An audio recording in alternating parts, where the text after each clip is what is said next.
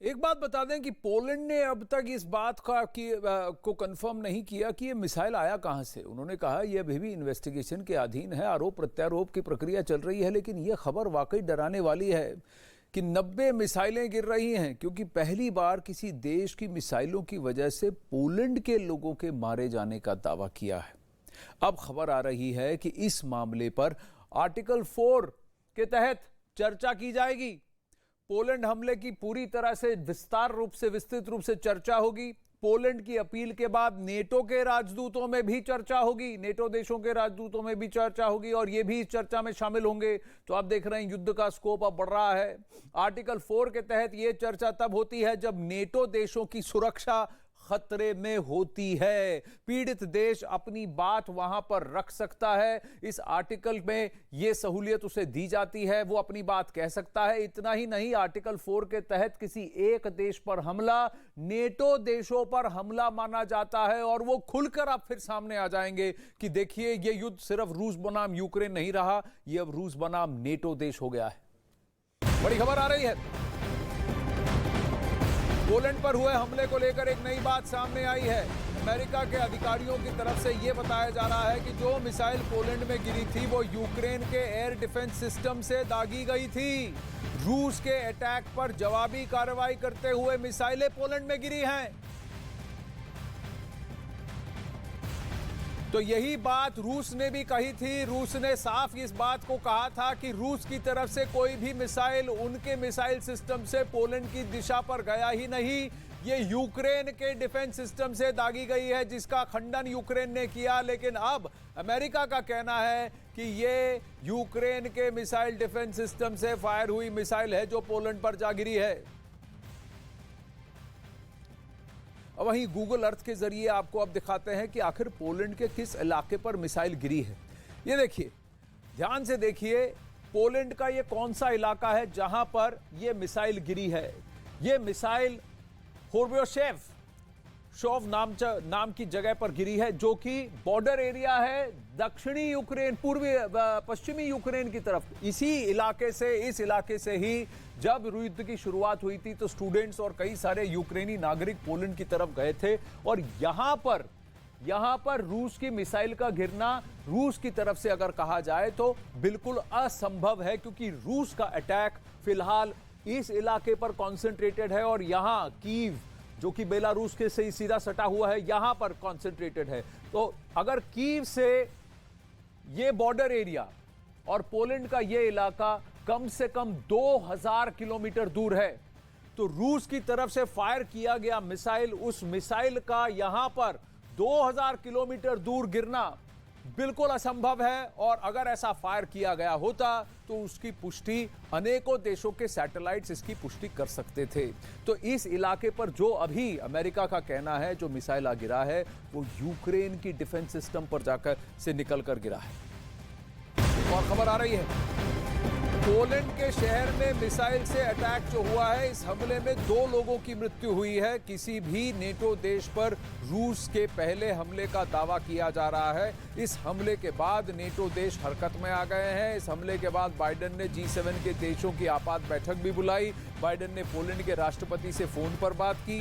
Biden ने Poland में missile attack की जांच में हर संभव भरोसा दिया। उधर रूस ने किसी भी हमले से साफ इनकार किया, जिसकी पुष्टि अब धीरे धीरे अमेरिकी सूत्रों से होती जा रही है कि यह यूक्रेनी डिफेंस सिस्टम से फायर किया गया मिसाइल है, रूस की तरफ से फायर किया गया मिसाइल नहीं है। क्योंकि रूस हमेशा मानता रहा है कि ये कॉन्फ्लिक्ट, इसमें नेटो का खलल बिल्कुल नाजायज है, क्योंकि यूक्रेन नेटो देश नहीं है और रूस सिर्फ यूक्रेन से अपनी स्वायत्तता के लिए लड़ रहा है।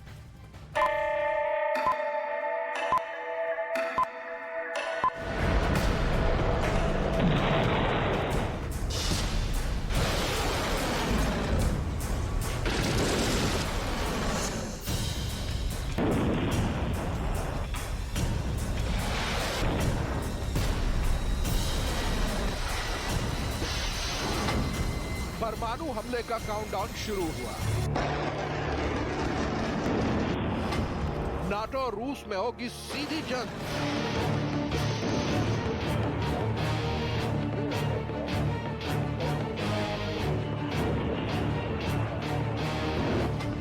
नाटो देशों में बजा युद्ध का सायरन।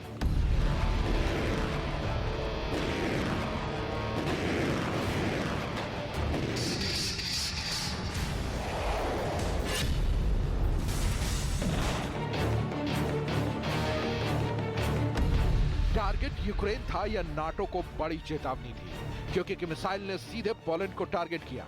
मिसाइल अटैक से पोलैंड के एक गांव में बड़ा सा धमाका हुआ।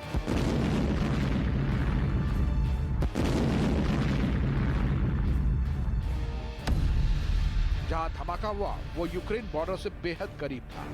ये धमाका पोलैंड के शहर बुर्बियेशोव में हुआ। ये धमाका तब हुआ जब रूस ने यूक्रेन के शहर लवीव पर कई मिसाइलें दागी।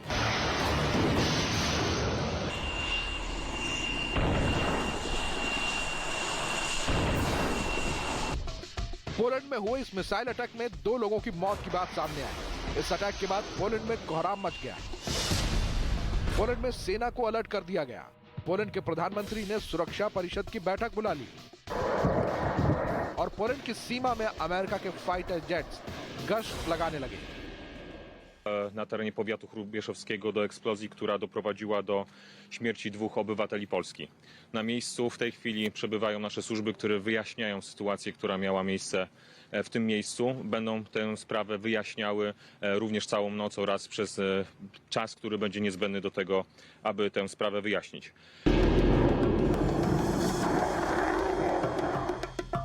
पोलैंड पर हुए हमलों को रूस का हमला बताया जा रहा है। हमले के बाद मिसाइल के टुकड़े भी मिले हैं। इस हमले की पुष्टि पोलैंड के विदेश मंत्री ने भी की है। उधर यूक्रेन के राष्ट्रपति जेलेंस्की ने इसे नाटो देशों को सीधी चुनौती बताई है। Бити ракетами по території НАТО. Це російський ракетний удар по колективній безпеці. Це дуже суттєва ескалація. Треба діяти. Я хочу зараз сказати усім нашим польським братам і сестрам. Україна завжди вас підтримає. Вільних людей терор не зламає. Перемога можлива, коли немає страху. У нас з вами немає. रूस के सीरियल अटैक की चर्चा इस बार इसलिए हो रही है क्योंकि रूस का मिसाइल उस पोलैंड पे गिरा है जो अब तक कदम से कदम मिलाकर यूक्रेन के साथ चल रहा है। ये वही पोलैंड है जिसके रास्ते नाटो देशों के हथियार यूक्रेन तक पहुंचते हैं और यही वजह है कि एक बार फिर रूस दुनिया के निशाने पर आ गया है क्योंकि रूस का मिसाइल पोलैंड में जा गिरा है और 2 लोगों की मौत भी हो गई है।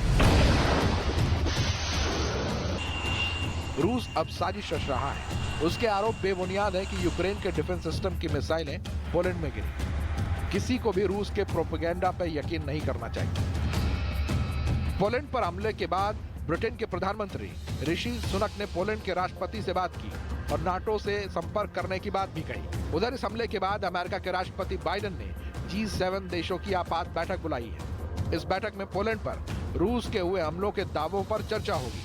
बाइडेन ने पोलैंड के राष्ट्रपति से फोन पर भी बात की और मिसाइल हमलों की जांच में सहयोग का भरोसा दिया।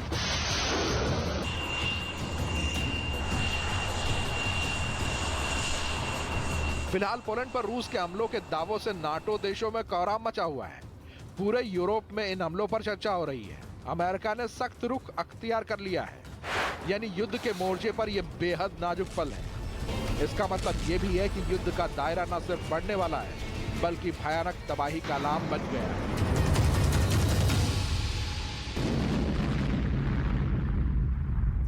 पोलैंड पर मिसाइल, पोलैंड की सरजमीन पर मिसाइल का गिरना बहुत ही हैरत अंगेज का बात डेवलपमेंट है, जबकि G20 के देश वहां इंडोनेशिया में बाली में बैठ के बात कर रहे हैं। दुनिया के सारे बड़े बड़े देशों से लीडर्स वहां मौजूद हैं।